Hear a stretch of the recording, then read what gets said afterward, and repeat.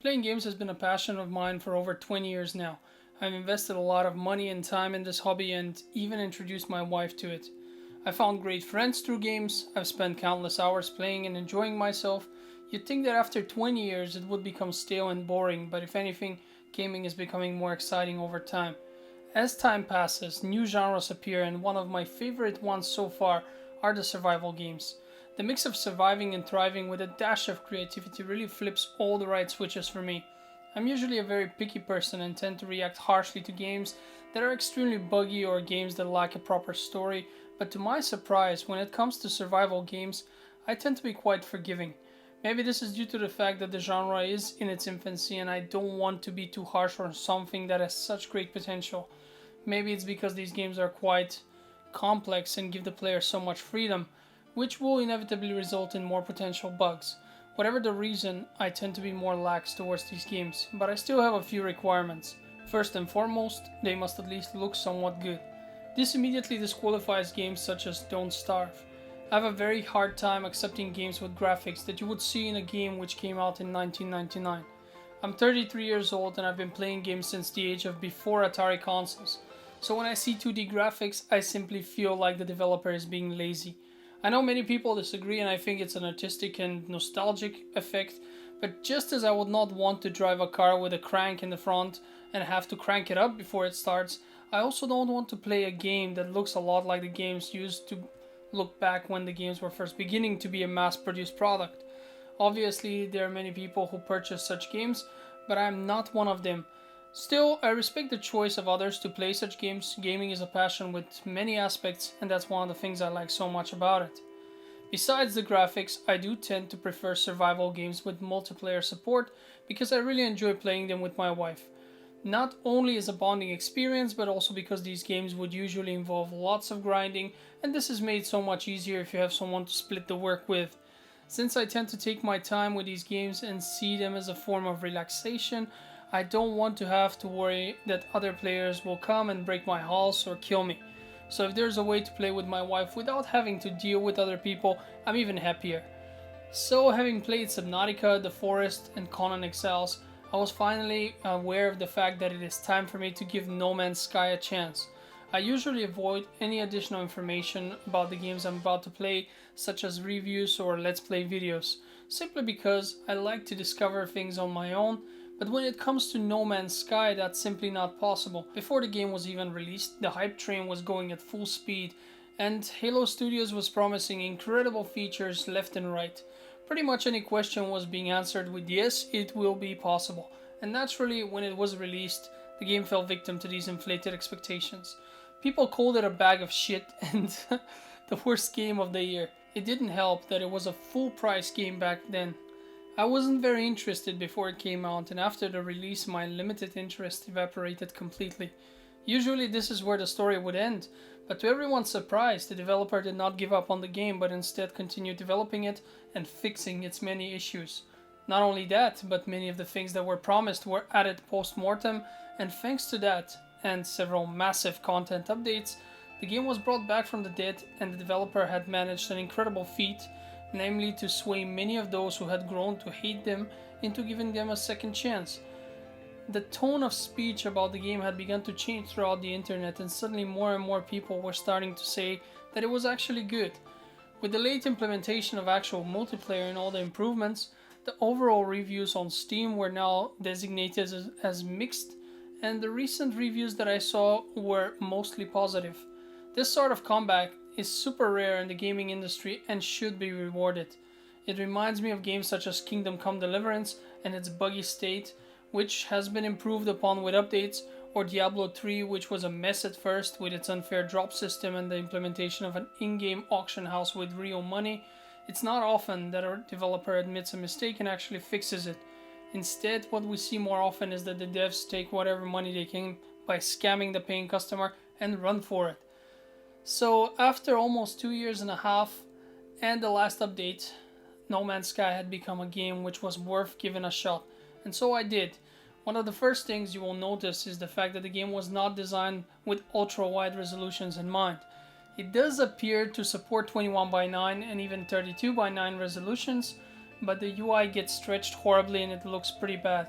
Why modern day games still have these issues is beyond me, but luckily modders are here to help and I've managed to find fixes for both these aspects. They work pretty well, although some things will still appear somewhat stretched, but it's a significant improvement. If any of my viewers need help with that, let me know in the comments section and I will happily send you the fixes so you can enjoy the game in ultra-wide without having to take any of the drawbacks. The game starts in a very usual way for this genre. You are stranded on a planet with a broken airship and are left to figure things out on your own. You'll walk around, collect materials and slowly start figuring out how to play the game. While No Man's Sky is actually not nearly as complicated as Conan Exiles, for example, it seems to have a steeper learning curve. In Conan, you can intuitively make sense of a lot of the recipes and requirements. You understand that sandstone can be used to make bricks, iron can be smelted to make bars, etc. Even without someone telling you what to do, you will be able to figure a lot of it simply by using your common sense. No Man's Sky is a game which provides you with a plethora of planets to explore and not one of them is known to you. The rules of the planets are all unique and many of the resources are as well. So for the players who is just getting the hang of things, this can be quite overwhelming. With such games, there's no shame in checking out a few beginner videos and learning some things about the game that are not explained. Mostly because it seems that the developers have cheated us into believing that tutorials are not part of the paid package. They're left to the players to make and share on YouTube and other platforms. I find that very annoying, but in the case of No Man's Sky, it's even worse because the many updates have actually added and changed a lot of things, making most of the beginner guides online obsolete at this point. In any case, sooner or later you will manage to fix your ship and begin exploring other celestial bodies. Unfortunately, this is also where you will begin to see one of the many weaknesses of the procedurally generated map. While there are indeed tons of planets to explore, they're all looking the same after a while, and it feels like once you've visited a few, you've visited them all. The space stations are literally the same on the inside. The only thing that is different are the aliens you will find within. Each station will usually be mostly inhabited by one of the 4 races of aliens. They have their own language and you get to learn it one word at a time. I've spent countless hours collecting words. My character has learned over 250 words for one of the alien factions and I still barely understood about 30% of what is being said. This was the point I gave up on it. Also because my wife was getting angry about having to grind all the materials and share them with me while I was off exploring the map and learning words. The difference between a handcrafted map and one that is generated by an algorithm is that the latter lacks any real rewards for exploring. On a handcrafted map, it's actually worth exploring because you can always stumble on interesting sites and even Easter eggs which were placed there by the developer as a reward for curious players. You can find places that tell a story or just places that are unusual and interesting. In games such as No Man's Sky, there are no such things. You will still find buildings and crash sites, etc., but those are always the same and feel exactly as if a computer program was told to place assets at random on a map. This is a huge problem because survival games rely heavily on exploration. You need to explore in order to find resources. If the maps feel the same, exploration becomes part of the boring grind, rather than a fun side activity which serves to distract from the grinding. This is made even worse by the fact that the planets seem to lack enough fauna. While there are lots of plants and minerals, you just don't see enough animals. There are patches where here and there you will find a lot of them, but most of the time it seems like the only life you encounter is plant life. Since I've mentioned the grinding, let's talk a bit more about it. Having to constantly collect materials is absolutely normal in these kind of games. You will collect and craft stuff. The issue here is that your inventory is extremely limited. The limit is made far worse by the crafting system. Normally you would expect that if your backpack is full, you can craft an item that requires 3 other items and suddenly you would have that item and 2 free slots because you've used 3 items to create 1. The issue here is that the game requires you to click on a free slot in your backpack in order to craft something within that slot. That means that in my example, if your backpack is full, you have to throw away something in order to have 1 free slot and be able to click it and then start crafting. This is such a stupid system that I still can't believe how it has persisted after all these updates. There are ways to increase the size of your backpack and you can also use the inventory of your spaceship, but it's just strange game mechanic anyway. That's made especially bad by the fact that grinding might as well have been the name of the game. For the first third of the game, you will essentially be collecting materials and fixing things. Everything needs constant refilling, from your life support systems to the laser you use to gather materials to the fuel for your ship's thrusters and hyperdrive. I'm not even mentioning a lot of other things. Just know that this is ironically one of the more grind heavy games. Another thing I must mention here is that there are quests which are divided into sections. You do one section, then the next one appears, and so on. This sounds pretty normal, but the bit that is infuriating is the fact that there are planned pauses in there. So what happens is you do a quest section, then the game tells you to come back in an hour and a half in order to do the second section. And that is a literal hour and a half, I'm not kidding you. It's like you are looking at a mobile game. Luckily, there is no option to remove this timer for real money, because I would be furious if that was the case. Not to mention that later in the game you unlock a freighter, which you can send out on missions. These missions can sometimes take up to 30 real life hours. I kid you not, 30 actual hours before the freighter returns and provides you with rewards from its trip. It takes super long for a new player to start doing story missions, and for the first 30 hours of gameplay or so, I mostly thought that the game had no story whatsoever. Luckily, just before I got bored, the game did begin a storyline. While the story is below average, it did a good job at distracting me from many mundane tasks that you keep doing. It gave me a goal to work towards, and at the same time made me build a very nice base. One of the glaring problems in this game is that there's no voice acting of any kind. Everything is written text. I found that to be quite strange for a full-priced game. It seems lazy and cheap to say the least. But since the texts are never too long, it is tolerable. Something that needs to be mentioned here is that the game is still quite buggy. Many of the bugs are actually so serious that they required me to exit the game and restart, which would cause me to lose about 10-15 minutes of progress. On the maps you will find little drones known as Sentinels. Their origin at first is unknown to the player, but these things pretend to be the Galactic Police and will attack you if you do anything they don't approve of. For some reason, after I had fought them a few times, one of them would always spawn next to me and keep following me around, always. This continued for the next 70 hours, in which I even changed planets, even on planets with no Sentinel activity. This little guy would appear. Whenever I killed him, the Sentinel alert would be raised and I would get swarmed by these little bastards and their big brothers. I assumed that they were keeping an eye on me after I had fought them so many times, but it might have been a bug as well, I'm not sure at this point. What was definitely a bug, however, was when I once fought them and was losing and decided to enter my spaceship and run for it. As I was entering the spaceship, I got hit and the message that I had died appeared in the log. My wife actually saw it as well. What was interesting was the fact that I was in the spaceship and even had control over it, so I flew off happily that I had survived magically. After a while I landed on another planet, and as I got off of the ship, my character dropped dead and the loading screen popped up. So I was essentially dead, but still alive until the moment that my character reappeared on the map. Another time I got hit by an alien monster and I was trying to steal its eggs and sell them for money. The hit pushes you backwards and it actually caused me to clip through a wall. There was no option but to leave and re-enter the game. Other issues would involve old waypoints remaining active forever and nagging you to visit them, although there's nothing there. An old base of mine suddenly was designated as owned by my wife for some reason. When I went there I could not remove it, but neither could my wife because she still saw it as a base that belonged to me. No amount of leaving and re-entering the game fixed this, so we had to simply ignore it. As you can see, there are many bugs, but luckily nothing game breaking. Well, you know, if you don't count the ones where you need to exit the game, but still they fix themselves once you re-enter.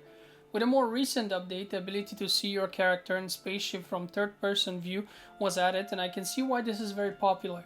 I prefer the third-person view of my character as well, but when it comes to the spaceship, the first-person one is the way to go. It shows you useful information about things, but is also looking very nice and immersive.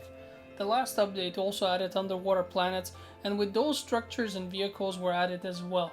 Sadly, the underwater vehicles do not have this first-person view. I don't like that. I believe the ground vehicles also don't have it, so only your airship does in the end. Let's talk a bit about the game's presentation. The music in the game is okay, but after having played Subnautica, the music of No Man's Sky simply cannot compare. If you want great immersive space music, listen to Subnautica's soundtrack. It's absolutely genius. I'm especially angry about the fact that the guy responsible for the soundtrack of that particular game was actually fired due to some politically correct nonsense that he did not agree with. What world do we live in if someone does a great job but gets fired because he is not politically correct in his free time? It's disgusting, really. But back to No Man's Sky. While the music disappoints, the game's visuals are simply fantastic. Not so much because of the graphics, which are very detailed, but rather because of how interplanetary travel is designed. It's without a doubt the best way this process has been visualized in any entertainment medium so far. You get your spaceship, you fly up through the clouds, the atmosphere, and into space. It's glorious and without any interruption for loading screens or anything like it. It's all live. The effects when you go into warp speed are almost psychedelic, and that comes from a guy who has never tried any kind of drugs or has been drinking in his life. It's absolutely fantastic and probably the best reason to try this game. Even after having visited so many planets, it never gets old. It's a bit unfortunate that entering a black hole and changing into a different system always happens within a loading screen, but even that animation is very nicely made. This is also where I feel a bit of potential was wasted. They should have made the black hole experience more immersive and interactive. They should have made it possible to fly into a sun. Yeah, it should kill you and load a previous state, but it wouldn't be glorious and exciting. I would have loved to do it once just to see what it's like, maybe multiple times if the suns look different. Visually, the individual planets can also look really nice. They have day and night cycles and can also feature crazy weather patterns. I would have loved to see some extreme space anomalies as well, but you can't have everything, I guess. The game features combat, both on the ground and in space, however it isn't really worth mentioning. It felt to me like there's very little in terms of skill that can be done here. It's there and part of the game, but it's clearly neither very important nor implemented well. You can upgrade both your weapon and your ship's weapon systems, but even then many of the upgrades feel redundant and barely change anything. When it comes to crafting, the complexity comes from the randomness of things. You will find yourself checking how to make something online rather than figuring it out for yourself much more often here than in other games. However, there are fewer recipes overall, so this balances things out a bit. The multiplayer now really finally works, and you can play the game with someone else in its entirety. While Hello Games promised before release that this would be the case, we all know that this was a lie, and now that it's there, you can tell that the game was not meant to be played together. My wife and I had to build our separate bases because of quests which demanded you to build your own base in order to progress. The game is just made in a way that playing together is generally possible, but inconvenient unless you do everything at the same time very synchronized. This was difficult for us because some things are supposed to happen randomly and those would split us up at some point. In the end, we were mostly playing close to each other and seeing one another's spaceship fly by, but not really playing together. That's a bit disappointing, but since you still share the experience in a way and can even visit each other's base, it was still enjoyable and much better than everyone playing the game solo. I've invested about 100 hours into this game. The start was a bit slow and boring, but then the game got better, the story started unraveling, and while being quite mundane, it still was interesting enough to keep me going. The graphics are great, the space travel is amazing. The planets are repetitive and due to the procedural generation, they offer nothing worth exploring. It's just huge maps with a few different templates repeating assets. The base building is limited but functional enough to be fun. The multiplayer is there, but the game is not designed to be played in this way. Therefore, you are incentivized to mostly play on your own. You can still be neighbors and that works well enough. The game has had many problems, but I believe most issues are now resolved and it's time to give it a fair chance. If you enjoy survival games, you will probably like this one as well, but know that as with all of them, you will have to compromise a bit in order to be able to really enjoy it. The learning curve is steep at first and then there is pretty much no challenge afterwards. Where other games get harder later on, this one gets much easier in most cases. But if there's one reason to play No Man's Sky today, it's for the space travel. The actual act of entering or leaving planets is simply breathtaking. I've enjoyed No Man's Sky. It's not a game I would replay, for that it's too boring and repetitive, but my 100 hours invested in it were overall enjoyable, especially after the first 30 hours. Should you try it? I think you should, but wait for some kind of price reduction because the game still costs $55 on Steam, and that's a bit expensive for a game that is almost 3 years old now. Thank you for watching this somewhat long review. I hope you've enjoyed it and would love to hear from you in the comments section. Until then, Have a great day.